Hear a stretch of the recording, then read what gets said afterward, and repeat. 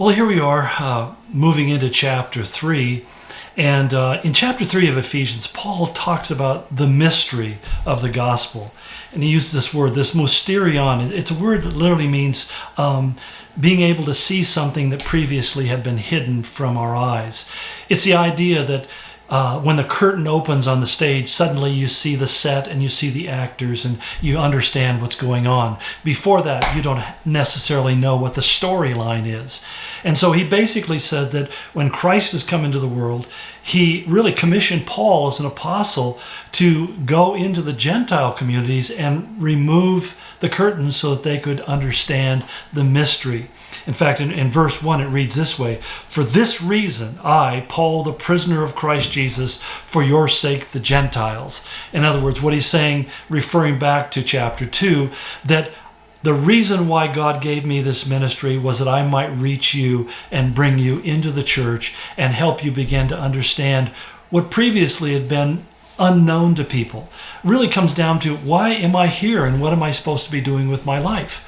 It's interesting that, without purpose and meaning to your life, we just begin to sink into kind of a depression. We find oftentimes some kind of temporary purposes. I think about when I was younger, how that the purpose of my life was to have as much fun and pleasure and excitement and interesting and new things that I could possibly digest within a 24-hour cycle. That was my whole life. I just ran from pleasure to pleasure and thing to thing. And then as I got older, I realized, well, I better be able to support my pursuit of pleasure and happiness. So I'll go to college, I'll get a degree, I'll become a lawyer, I'll make money, I'll be able to drive a Ferrari and have a beautiful trophy wife and all of those kind of things, or I won't get married at all. That was more along my orientation. I'm just going to live my life of sensual indulgence. But one of the things that happens is you find after a while that even sensual indulgence gets real boring. I mean, it just, it's like a friend of mine was working in San Francisco and he discovered a Chinese restaurant serving mushu pork. And he said it was so incredible. I went back for 7 days in a row and I eat mushu pork for lunch every day.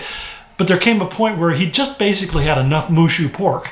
And I find that everything in life is one version of mushu pork or another. The first time you have it, it's amazing. The second, third, fourth, fifth time, it may be good. But eventually you just go, I'm kind of tired of that because I've really kind of squeezed all the excitement and mystery out of it. And now it's just ordinary. And I think that's what we have to understand, is that everything that we kind of look to give us that ultimate rush always ends up becoming commonplace and ordinary, and our interest is gone. I have to admit that I've traveled around the world and I've seen a lot of wonderful things, and there are places that I would like to see if I have a chance in my lifetime and experience, but I don't have the excitement. Somebody once asked me when I was getting ready to go on a trip overseas, I said, "Are you excited?" I said, "No." I pretty much know that what I'm going to see and what I'm going to experience, it's nothing new. And what I know is I'll probably encounter some problems that I hadn't anticipated, and that'll make the journey that much more difficult. And there will be some joys and there will be some blessings. Somebody asked me, "Why do you continually go to Russia to do conferences?" And I said, well, I hate the trip. There's nothing in Russia that I really want to see or get or experience anymore. I've pretty much drained that cup down to the bottom. The reason I go is because the joy of imparting grace into the lives of my brothers and sisters who have a much more difficult existence than I do. And so it's that kind of idea that you can begin to find joy in giving yourself away. And this is what Paul was saying.